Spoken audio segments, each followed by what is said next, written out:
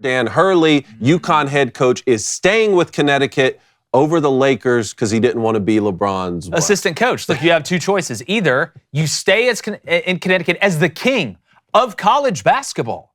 Dan Hurley is the king of college basketball right now. UConn's won back-to-back. They're going to be really damn good next year. So he's making, what, $50 million in his contract over the tenure? The Lakers were going to offer him $70 million. If you go to coach for the Lakers, which I think would be a better job if LeBron wasn't there, you are LeBron's assistant coach. You are LeBron's assistant GM. You do not have the power. At Connecticut, you are hotter than Hansel at the Male Model Awards right now, to use another Ben Stiller movie award reference. To me, I don't think this decision was that difficult. I don't either. But it was smart the way he played it, because what is life about? Leverage and opportunity, and your opportunity to leverage. That's what Dan Hurley did. That it's a great day for college basketball. A fantastic, and I'll tell you this: the NBA. Is it? The rest of college basketball might be hoping that he left. I think it's a great day for college basketball, and he kind of took the Coach K move here, right? Which is the 20th anniversary, right? I mean, of the Lakers offering Coach K. Balls. Yeah. But I think this decision was, look, you're gonna make $50 million. $70 million is a lot of money. So right now he's he's on a 6-year, $32 million deal, right? Yeah, I believe they renegotiated, right. or there was some movement toward $50 million. Good for Dan Hurley, David. I think it's the right move. What do you say? $50 million, you keep all the power. For sure. So you don't think it's a mistake not to go coach LeBron James? I think some guys aren't professional coaches. I think some guys are college coaches. Like Kirby Smart. I don't think Kirby Smart wants to go to the NFL.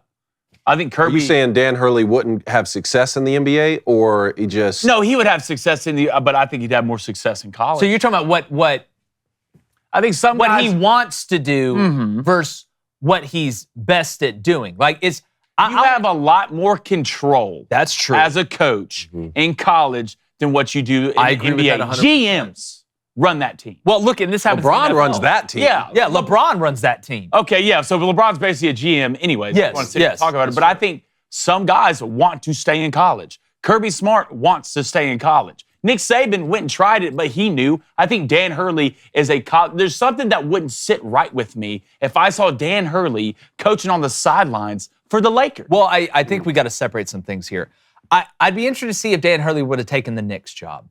I think if Dan Hurley would have been offered a big job that LeBron James wasn't there, where you weren't going to go play second fiddle, I think he may want to coach in the NBA. I really think so. But does that mean he'll have as much success in the NBA? That's not guaranteed. That's the same game, but a different sport. Look in the NFL to college football. Nick Saban, he didn't blow it out of the water like he did. Why? Because of what Blaine said. Control. Steve Spurrier didn't blow it out of the water. Go in the NFL. I'll give you an NBA one. Billy Donovan dominates in college basketball. Goes to the NBA. Isn't horrible, but isn't great. So I don't want to say that Dan Hurley doesn't want to coach in the NBA. I think Dan Hurley said, all right, this is the Lakers' job. I've got to deal with LeBron, who has an absolute, it's like the guillotine in old France. He's chopping guys' heads off left and right that go there, even guys that he says are his buddy. So why would I leave as king of the castle right now to take that job? If it was the Knicks' job, I think it may be a little bit different. It's all about, again, the situation that's at hand. I feel like it's 100% the right decision. Oh, I agree it's the right decision. And you're talking about like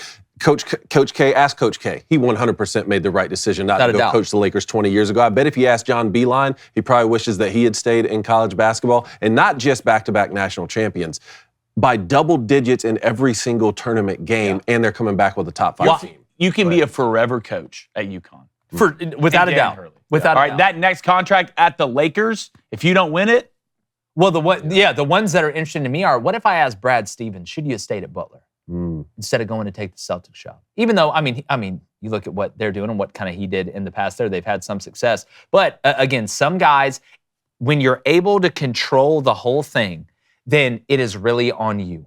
That's what would worry me. If I go and I take this job, it's not all on me. It's not, hey, if I do what I think I can do and operate at the level I've operated, whatever happens is going to be a result of what I did. If you go to the Lakers with LeBron, it's not going to be. That result is going to be whatever LeBron thinks and then a little bit of what you think. And that's why every time that a Lakers coach or a coach gets fired that LeBron is on their team, I gain more respect for Eric Spoelstra. Like every single time. It's just because he's one of the only ones that survived. YouTube, what's up? We're back live. You already know what time it is. If you hadn't hit that subscribe button, if you're just finding out about us, welcome to the Booster Club, right? Without you, there is no us. So please keep sharing the show because we want to keep on growing.